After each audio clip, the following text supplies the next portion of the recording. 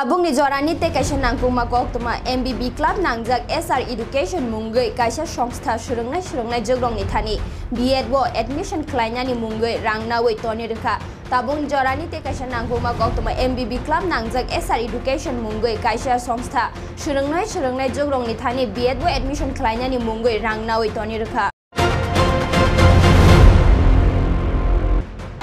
মাস আগে বিএডে ভর্তি হওয়ার কারণে এমবিবি এলাকায় এখানে এসআর এডুকেশন নামে একটি ইনস্টিটিউট আছে যেখানে কলকাতাতে ডিস্টেন্সে বিএডের কোর্স করার জন্য ভর্তি হয়। তো আমরা সবাই মিলে এখানে বিএড কোর্সের জন্য আমরা সবাই একসাথে গ্র্যাজুয়েশন কমপ্লিট করেছি, সবাই একই ফ্রেন্ড সার্কেল। তো সবাই মিলে এখানে ভর্তি হয়।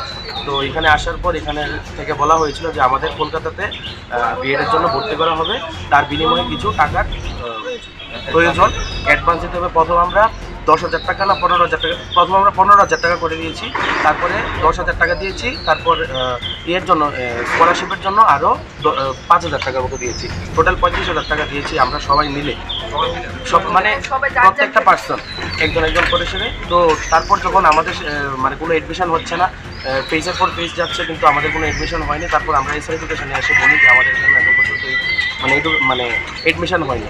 তারপর ওরা বললো যে মানে কোনো কিছু জানে না, ওদের আর কি এখানে কোনো একটা মানে ফ্রড হয়েছে, একজন ফ্রড করেছে। আমি তো এইসব ব্যাপারে জানি না, আমি তো এসআর এডুকেশন এসেছিলাম ভর্তি হওয়ার জন্য।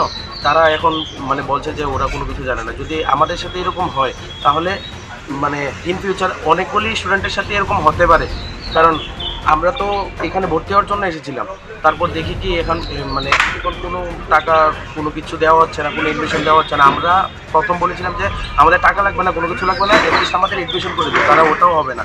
তারপর আমরা বলেছি এখন তাহলে আমাদের টাকা ফেরত দিয়ে দিতে, কারণ আমাদের এই একটা লস,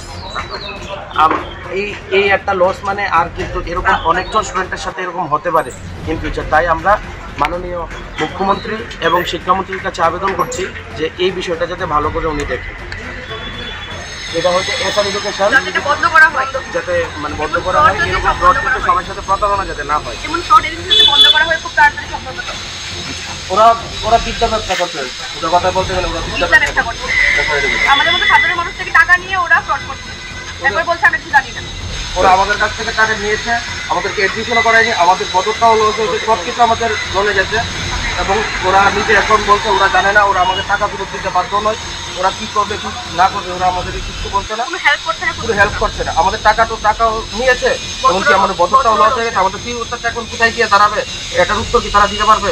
আমি মাননীয় মুখ্যমন্ত্রী এবং শিক্ষামন্ত্রীর কাছে দৃষ্টি আকর্ষণ করে বলতে চাই যে এই বিষয়টা আপনি একটু কর্ণপাত করবেন এবং একটু বিশেষ নজরে এই বিষয়টাকে দেখবেন।